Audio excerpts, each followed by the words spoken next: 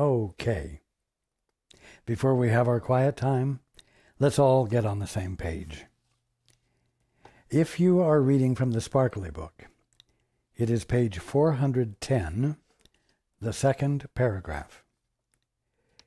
In the second edition, it is page 360, paragraph 11. In the first edition, it's page 335, the last full paragraph. In the JCIM, it is page 172, the second paragraph.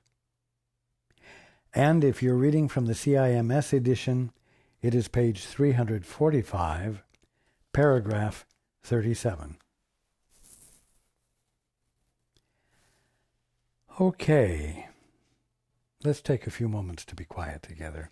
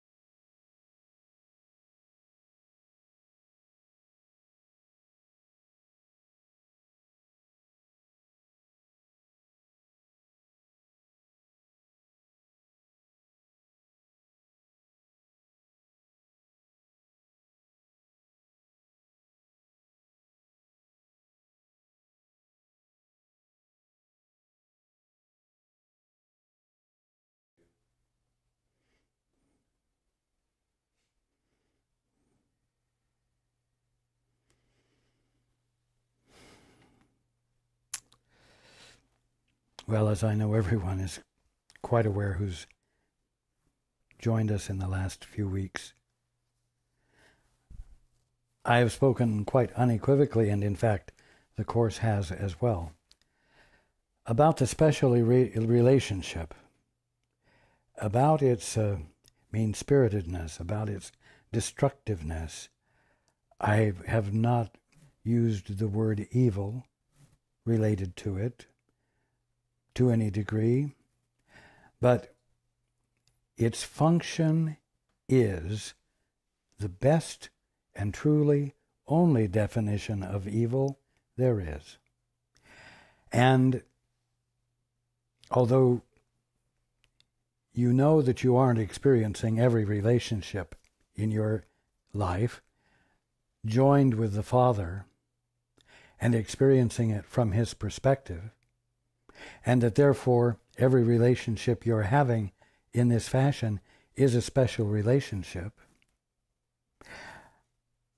you're relatively comfortable with engaging in special relationships. And so you find it, I know, difficult to believe that what you've been experiencing is malicious, is unloving, is hateful, is destructive, is mean-spirited, and, above all, it would be difficult for you to believe that it is evil, in the fullest meaning of the word evil. Looking at this is part of looking at the picture of the special relationship in the gilded, heavily carved, and polished frame. But you've got to. Now, you are capable of understanding in what way it is evil and destructive. And it's simply this. A special relationship is a relationship you are having with something. It could be anything, an object, or it can be a brother or a sister. And I'm limiting myself at this moment to the special relationships with brothers or sisters. Special relationships with objects are not particularly or significantly evil. They are perverted, and they are destructive to your capacity to recognize truth. But because objects cannot join with you in your misperception, there is a fundamental element missing that is brought into play in a special relationship between a brother and a sister, a son or daughter, or a son and a son, or a daughter and a daughter of God. What is it? It is that indeed both individuals, both sons or daughters of God, are most capable of bringing their will into a mutual agreement as to what a thing is, or as to what each other are. You can bring willfulness into it. You join in a mutual agreement, backed by will, and what? Cemented by emotion. That's what a special relationship with an object cannot bring into play. And this infusion of emotion into a mutual agreement to understand the meaning of something that is unrelated to the meaning God is giving it, and backing that up with an emotional commitment, constitutes a frame of mind, a state of mind in which the two of you have committed to being unconscious of God. You have made commitment with emotion to be unconscious of the divine meaning of everything you are giving your own meanings to. Do you see what I'm saying? What I'm saying is that what causes a special relationship to be ultimately evil is because it absolutely disallows for the participants to remember their source. It secures them in an illusory experience. It grounds them in it. Anything which has as its purpose your being unconscious of your source, that is the only definition of evil that means anything. And that is exactly what comes into play in a special relationship. Be with that for just a moment.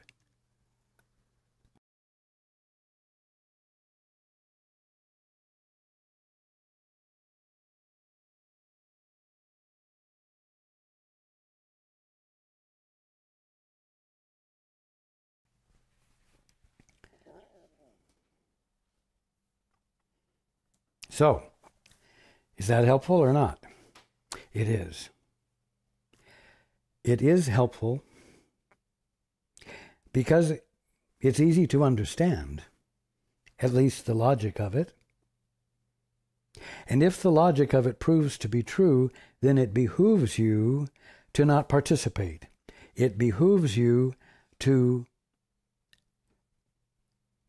make significant effort to establish yourself in the experience of the holy instant, to get yourself out of a bondage which is built, fabricated in such a way as to absolutely disallow you to regain your sanity.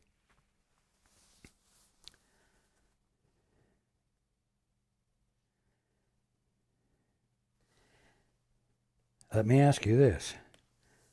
I know what I'm saying sounds severe, but as I said, let me ask you this. After all of the time we have spent together, whether you've been joining for just a few weeks or for a number of years, I have constantly encouraged everyone to be willing to acknowledge that they are not just mortals, not just physical human beings, but that this which is being perceived as a physical human being is a holy son or daughter of God, the substance of which, in all of your form, is spirit, not matter, subject to the laws of God, not subject to the laws of physics. I have encouraged you to be aware of something beyond what your present mindsets allowed you to have a conscious awareness of, and which denied you the option of exploring. And in spite of the fact that we have spent all this time, how many of you spend all of your day joined with the Father, accessing this birthright that is yours, and experiencing yourself as the Holy Son of God or daughter of God that you are?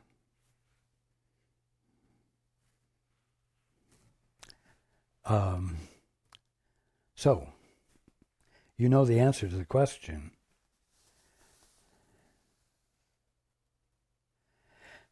That is the answer to just how destructive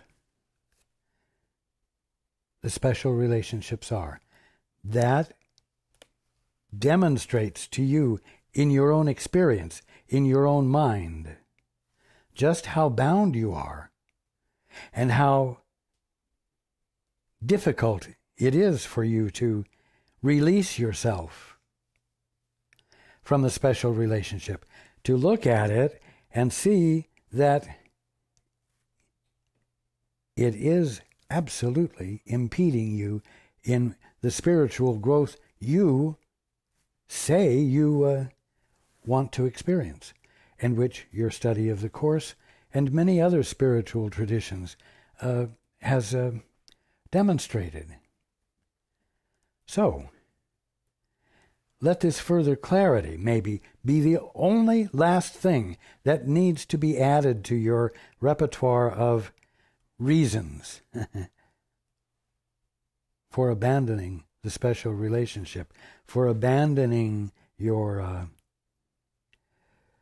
orphan mentality, for laying hold of your connection with God so consistently and so completely that, in fact, you begin to hear guidance, feel guidance. You begin to experience the blessing of the holy instant. It simply does no one any good to have any favorable definition of the special relationship or of the orphan mindset that you've been enjoying at least enough not to quickly abandon it.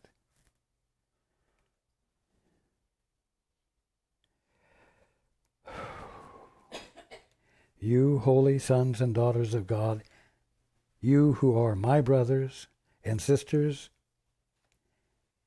there is so much more to what you are than what you're experiencing, than what you're allowing yourself to experience. Now,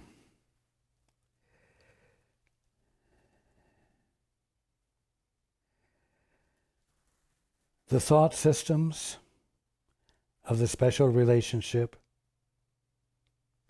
all wrap around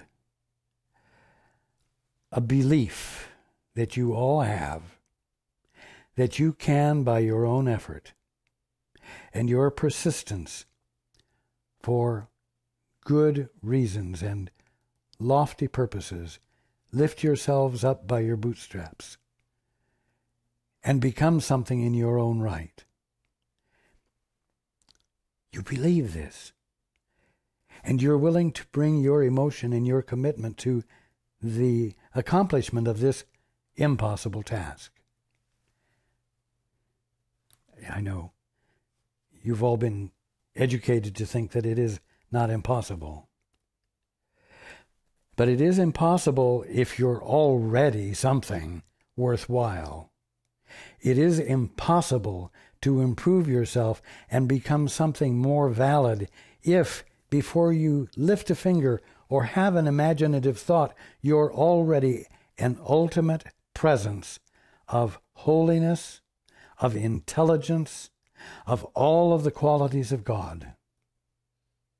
If you are already these things, you can do nothing to improve yourself because you are not the miserable mortal that you think you are that has to lift itself up by its bootstraps and which, through some magical means, has the capacity to do so.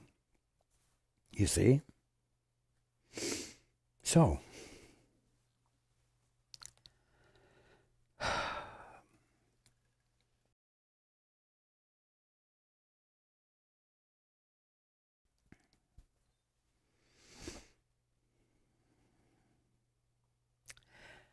you know, the awfulness, the miserableness, and the removal of any means of accomplishing anything, that's the picture I'm providing. It can seem like I'm taking something important away.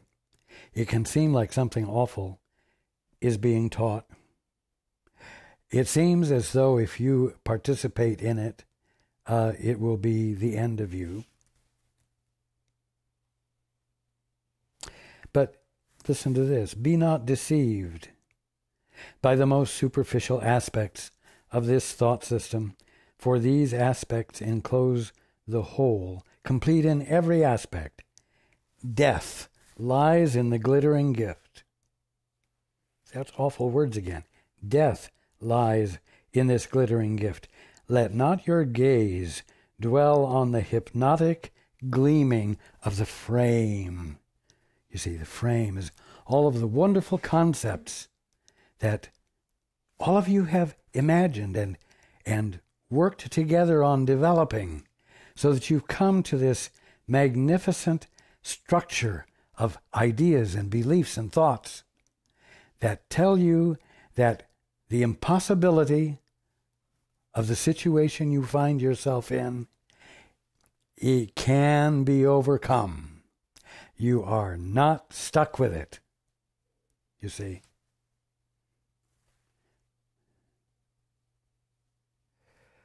Whew.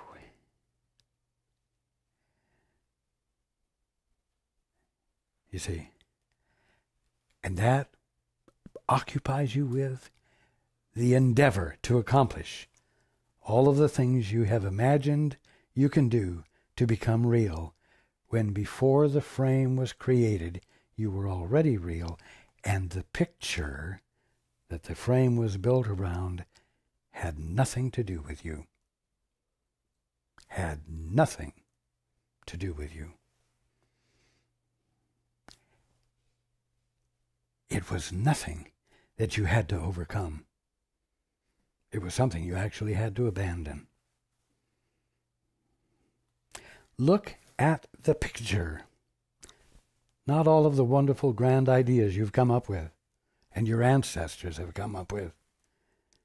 Look at the picture and realize that death is offered you.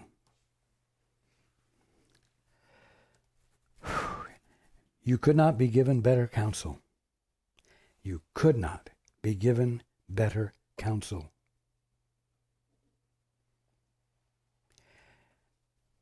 Death, of course, ultimately cannot happen to a holy son or daughter of God. So no matter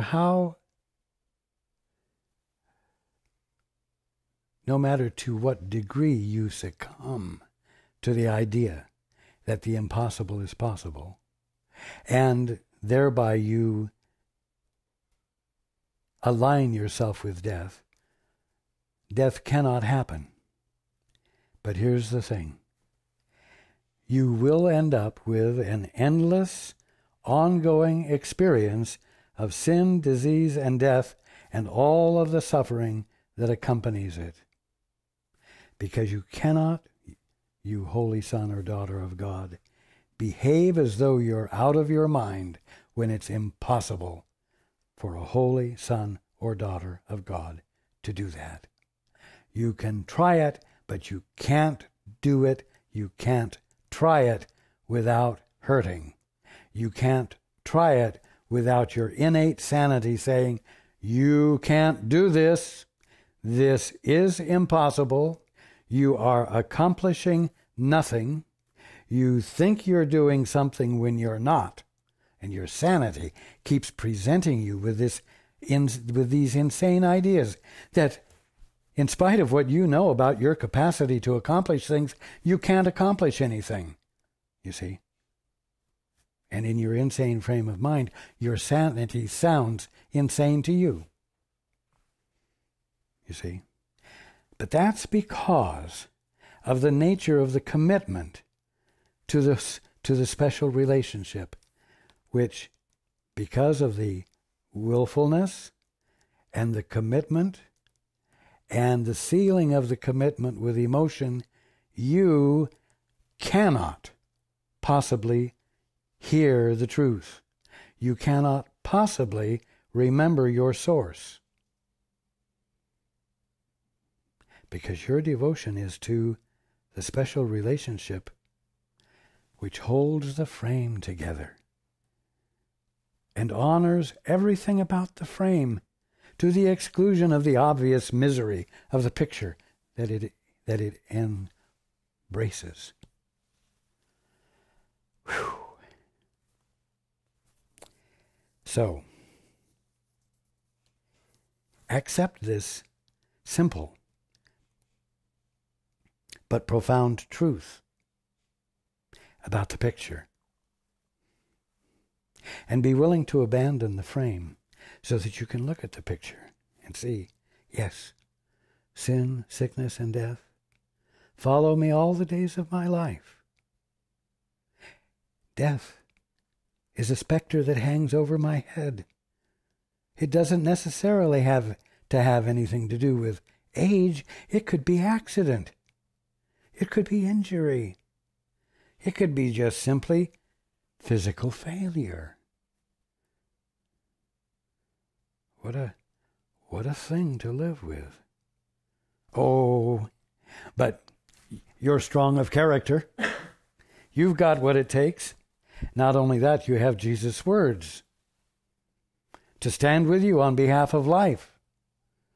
And so, you're going to use Jesus' words to overcome and cause the physical experience to misbehave and not abide by the laws of physics. Not because that's the way everything should be, but because with the power of God, you can turn a negative experience to your advantage or for the glory of God.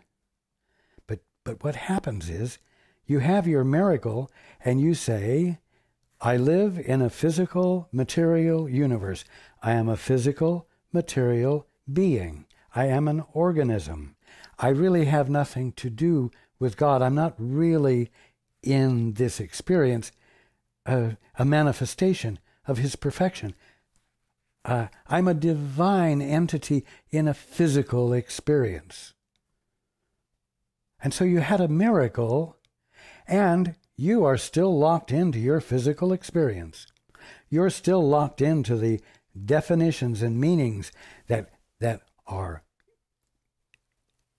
entwined in this elaborate frame that give you hope in spite of the hopelessness of the picture in the middle. And so, do you see the insanity of that? Do you see that such miracles, if they are not lifting you out of a misunderstanding of life, if they're not lifting you out of a belief that you're just a physical organism, a divine being in a physical experience, if you're not getting out of that, you're still on the treadmill.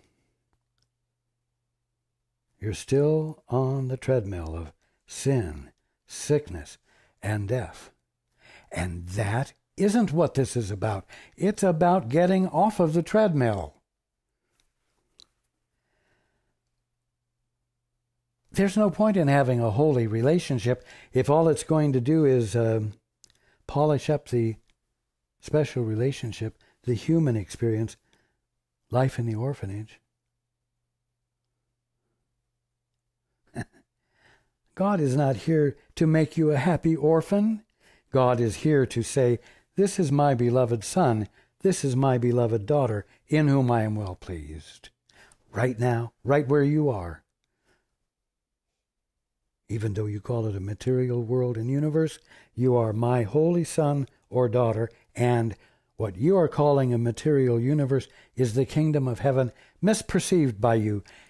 I will say 99% of what it really is, escaping your attention because of your devotion to the misunderstandings of it that you have mutually agreed to with another holy son or daughter of God. And I'm here to tell you both, give up on it. Stop doing that.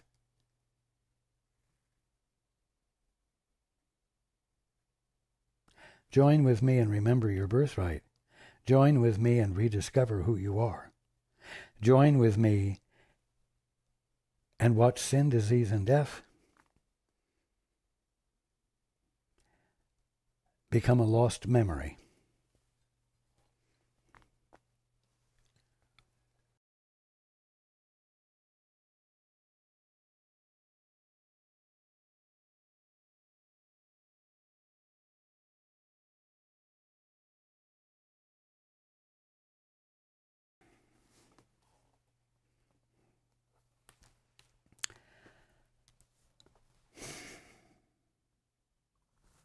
Now, the holy instant is a miniature of heaven. You know, a small picture. The holy instant is a miniature of heaven sent you from heaven.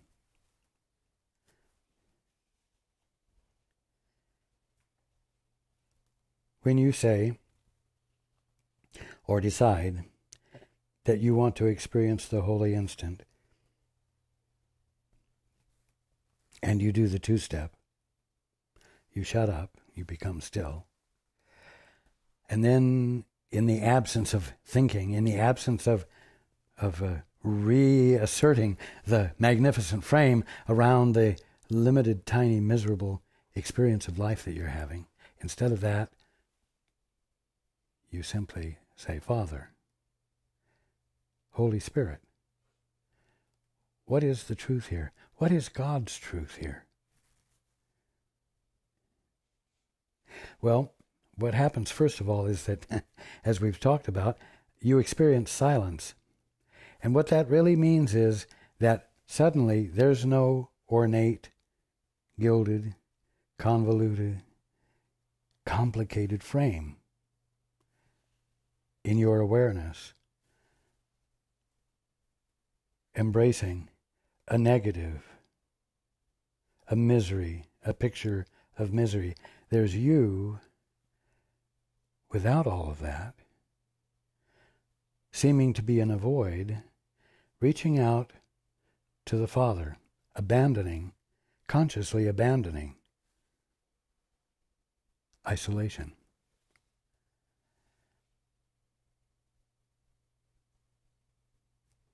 In that silence, in what seems like a void, in the absence of this ornate, huge frame and all of its meanings and all of the things you have to remember to keep everything straight, and on and on and on. In the absence of that, there is silence, which I from time to time have referred to as a pregnant silence, the womb of discovery, the womb of enlightenment. And you're reaching out to your source and wanting to know what the truth is, separate and apart from all of the definitions you had given everything in the creation of that frame. You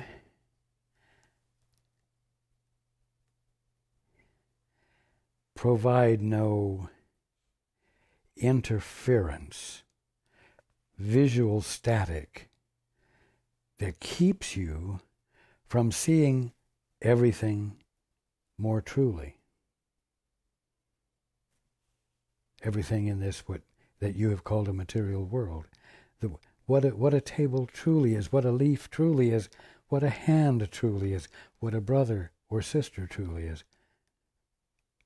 Without that huge frame and all the meanings that you have all agreed to, there's nothing to stand in the way of the direct experience, the simple, direct experience of the divinity of everything.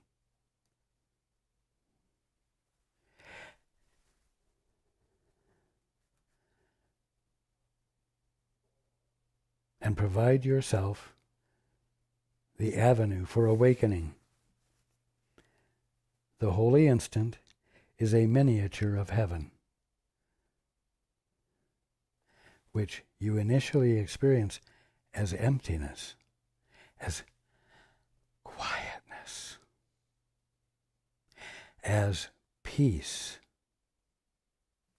from which love emerges, from which joy emerges for no reason whatsoever, and they begin to illuminate your perceptions of everything you had been seeing and calling matter, and calling whatever you all had decided the meanings of those things were. It is a picture too, the holy instant, set in a frame. What is it set in a frame of? It's set in a frame of your present perceptions of things. And at the moment when you are shifting from the ornate frame and your mutual commitments to everything about it, you're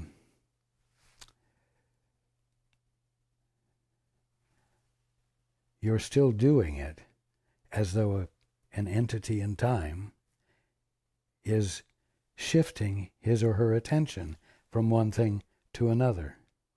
You see, certainly when you're looking at the ornate frame of the special relationship, you are a time-oriented creature. But as you shift into the holy instant, where time is abandoned, it is still done within the framework of time, because that is the context in which you're doing this shift. It's the way you're conceiving of yourself as you're making this shift from isolation to joining. So it's set in a frame. The holy instant is set in a frame. Not for long, but it's set in a frame because you're looking from within a frame.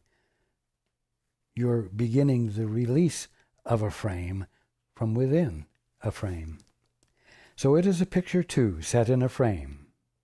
Yet if you accept this gift, meaning the picture that is embraced in the holy instant, you will not see the frame at all. Because the gift can only be accepted through your willingness to focus all your attention on the picture. What's the picture? The picture is blank. It is a blankness into which you say, Father, what is the truth here? It is a blank picture. It is the allness and the infiniteness and the non-materiality of eternity and infinity, in which nothing obscures what everything truly is. And so you look at this blank picture, willing, we'll say, for what's truly there to come forth and present itself to you on its terms, not yours. And that's an entirely new expression of will. Not a will to get. Not a will to create for yourself, but a willingness to have the Father present to you what's real, to have reality, to have all of creation convey to you its infinite meanings. You see? If you accept this gift, you will not see the frame at all. Time will disappear to you. Time will not be what gathers your attention, and it will not be that which defines you, because you will find yourself taken up into a new experience of what's real, a truer experience of what is real. And that you started out to look at all of this from a sense of time will completely elude you, because the experience of truth will be so much more significant.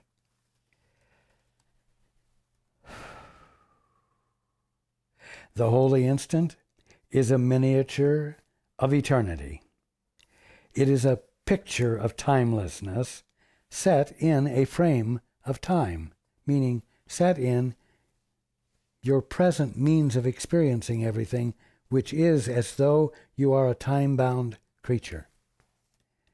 If you focus on the picture, you will realize that it was only the frame that made you think it was a picture. Without the frame, the picture is seen as what it represents. In other words, if you thought it was a picture representing truth, because you said, Father, what is the truth here? And the truth dawned on you. If you thought that what dawned on you was a picture of truth, you will quickly find that it is truth itself and not a representation of it. Wonder of wonders. The meaningfulness of God, of creation, and of your part in all of it will dawn on you fully as actuality, not an idea about reality.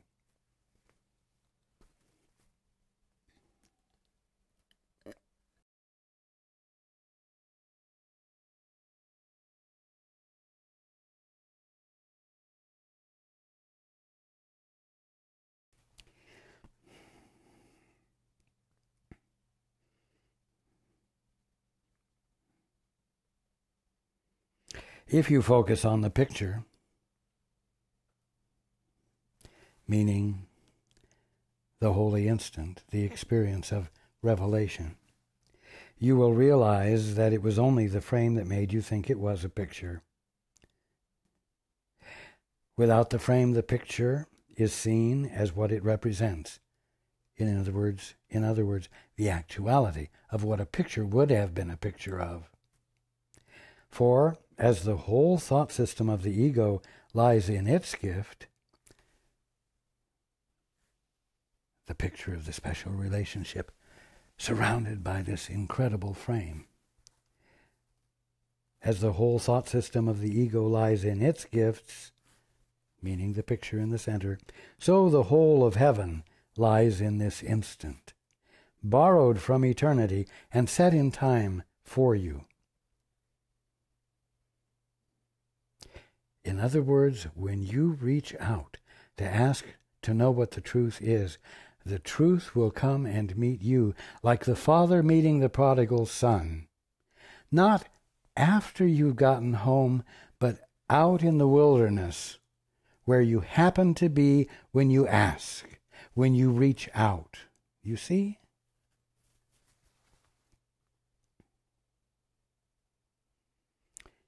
As the whole thought system of the ego lies in its gifts, so the whole of heaven lies in this instant, the holy instant. That is the miniature of heaven, borrowed from eternity and set in time for you. See, this is the good news. But you know what?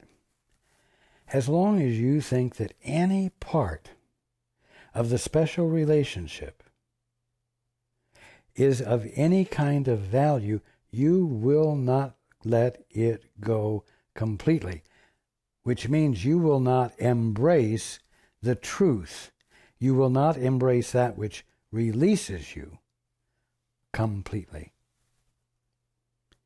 That's why it is so important not to gloss over the picture in the center of the frame that gives your life all of its meaning, because the frame says to you that the shit in the picture in the middle is a lie, and you can prove it to be a lie through your own efforts, and that is a lie.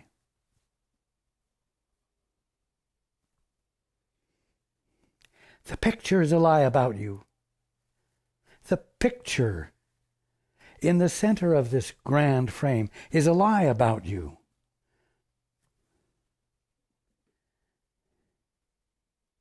And you have to say, Father, I'm willing to abandon the lie. Father, I'm willing to say your name again. Father, I'm willing to let you back into my experience again, because I know you are what gives me my meaning as the son or daughter of God. And nothing else does. Not all of the sons and daughters of God who are dreaming with me in the orphanage, not all of them put together can cause any one of us to become the holy sons of God that we already are. And in fact, every effort we make to lift ourselves up by our bootstraps with commitment and sealing it with emotion, all that will do is to secure us in the orphanage until someone, some way, can find a way to get into the orphanage and get our attention once again. That's it.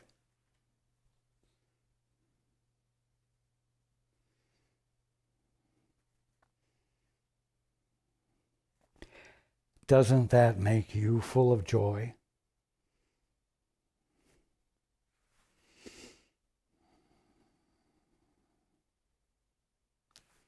Two gifts are offered you. We've talked about there being only 2 points of view. You could say the true and the false. You could say the infinite and the finite. You could say the holy son or daughter of God with full capacity of his birthright, her birthright. Or The orphan who has no source, but finds himself existing, and finds himself existing in the middle of conflict, which, because he exists and has vitality and energy and a mind, he must have a way to cope with, because nothing would happen so radically stupid as existence without purpose, right?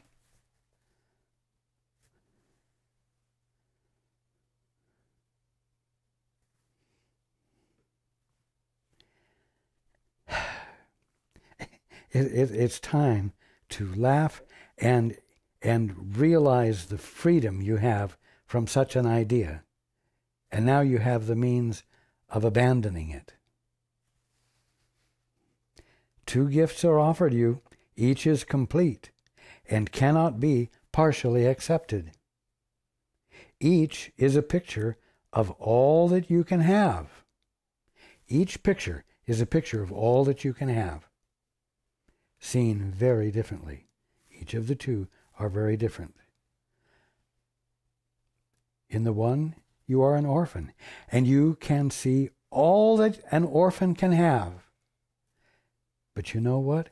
An orphan cannot have a royal birthright. An orphan cannot have a birthright of inheritance, of an ever-present, omnipresent, omnipotent, loving life source. Right?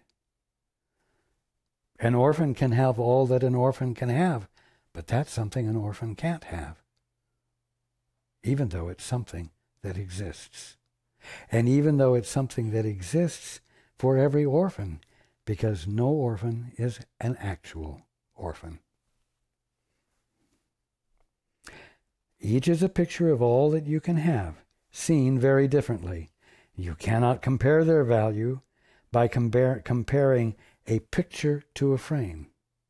The picture of holiness and the ornate frame, which embodies all of the potentials for righteousness and success and intelligence and recognition that an orphan can get.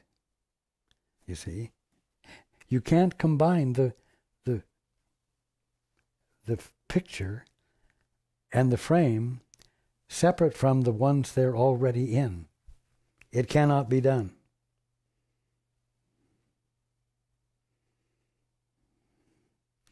It must be only the pictures that you compare, or the comparison is wholly without meaning. So what you have to do is compare the miserable picture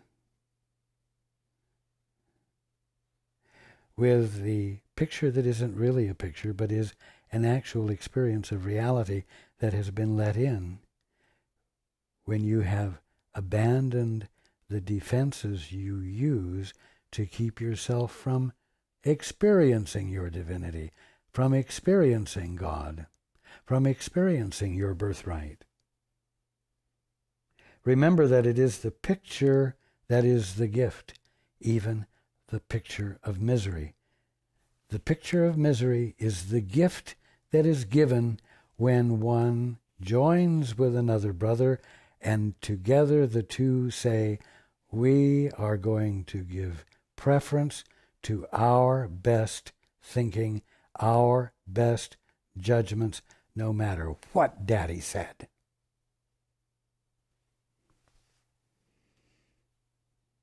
Remember that it is the picture that is the gift, and only on this basis are you really free to choose. Look at the pictures, not the frame. It doesn't say not the frame. It says look at the pictures, both of them. That's why I'm spending so much time here talking about not being afraid to be honest, and quitting this habit of positive thinking that glosses things over so that you can ignore the very thing that would help you wake up, which is a clear assessment that what you've been doing hasn't been working. especially when something else is given you as a means of getting out of that misery. One is a tiny picture, hard to see at all, beneath the heavy shadows of its enormous and disproportionate enclosure. See, one is a tiny picture. It isn't even a lot of misery that's shown. It isn't really a lot of awfulness. It doesn't stand 40 stories high and 3 miles wide. It's a tiny picture with a huge frame, full of your fullness, full of your pride, full of your arrogance, full of all of you joining together and valuing your ignorance and building upon it with greater and greater complexity. You see? I'm not judging you, and you shouldn't judge yourself, but it will be very helpful to see that through ignorance, you have been employing ignorance, and it hasn't been working. And thank God, someone is saying to you, hey, it isn't working. So you can look at it and say, hey, sin, disease, and death still repeat themselves over and over in my life and in everybody's life. Something isn't adding up here. I want to see what adds up. I'm going to try something different. You see? That's the great benefit of this honesty we're talking about. One is a tiny picture, hard to see at all, beneath the heavy shadows of its enormous and disproportionate enclosure. The other is lightly framed. And that is a play on words. It is lightly framed, but it's framed with light.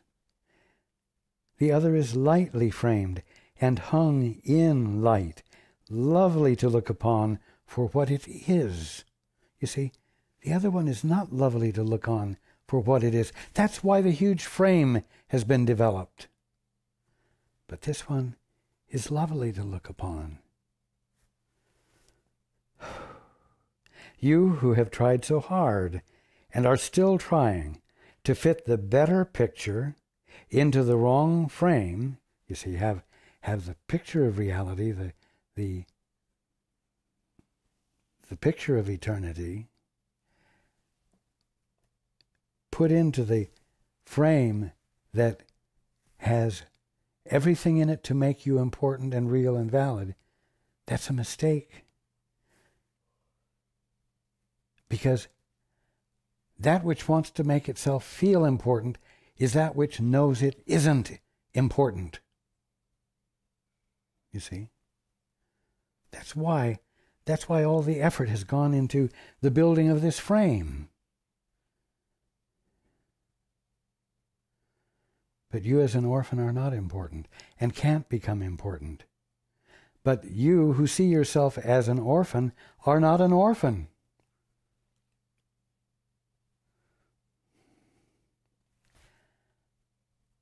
And your birthright awaits you. But you have to abandon your commitment to another, to believe meanings that you have created yourselves. You've got to stop valuing the special relationship so that in its absence, in the absence of the sealing of the commitment with emotion, there's nothing present to continue to blind you, to keep you from seeing who your Father is and what the truth is about you and everything.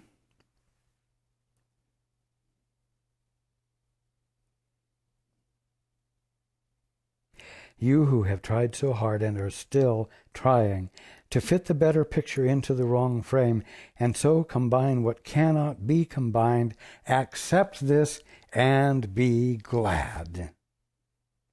These pictures are each framed perfectly for what they represent.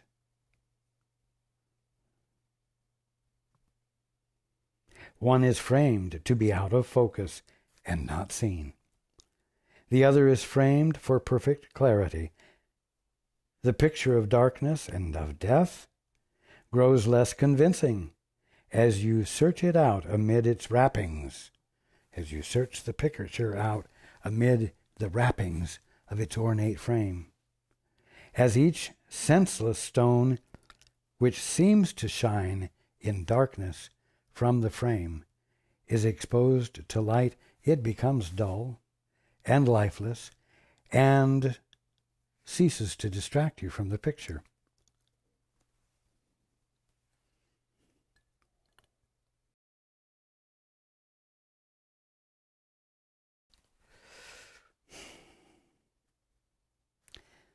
My intent is to help you not be distracted from the picture by the frame. And finally, you look upon the picture itself, seeing at last that, unprotected by the frame, it has no meaning in.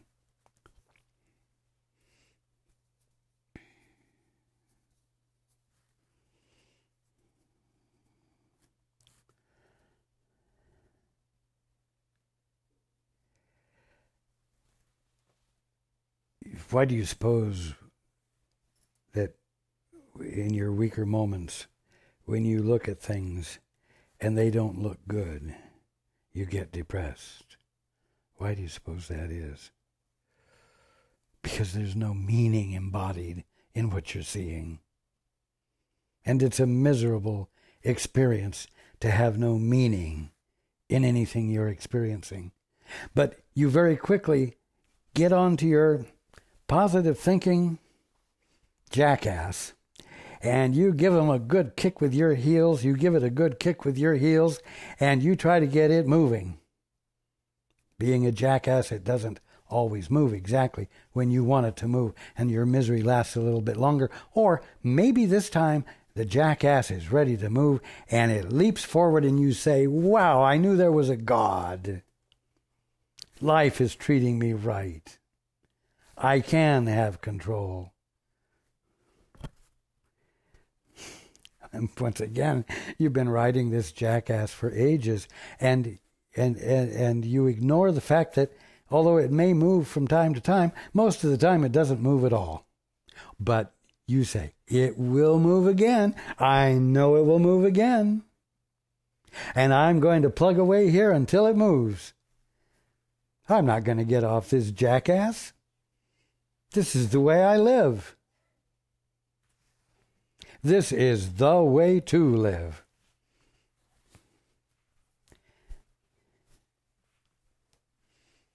Laugh with me at the ridiculousness of it.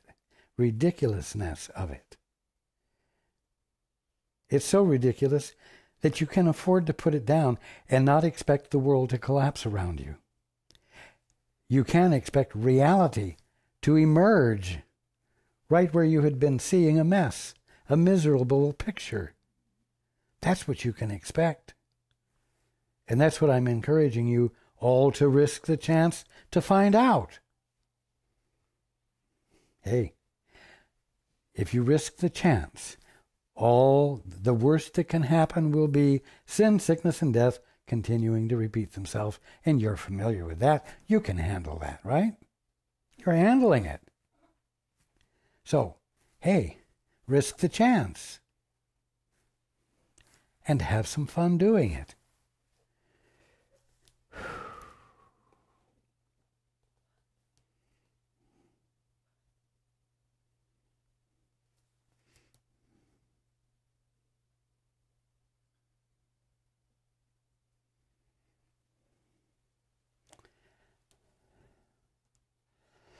I'm going to leave you with a little bit of a cliffhanger here. See, we're just ready to start reading about the other picture that's lightly framed. Nice stuff to talk about. We'll hold the nice stuff off until next week. Because you're very sober right now. You're not depressed. You are sober. And I want you to stay in your sobriety for the coming week, considering what we're talking about. Hell, heaven. It might not be another week you have to do it. It might only be 10 more minutes. And you wake up. or you have the clarity that it's your birthright to be experiencing because you dared to have a little bit of fun about this while remaining very clear about the seriousness and the severity of the special relationship.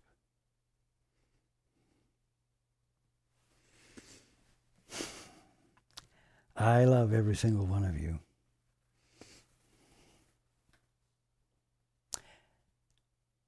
And I look forward to being with the new you next week. Okay.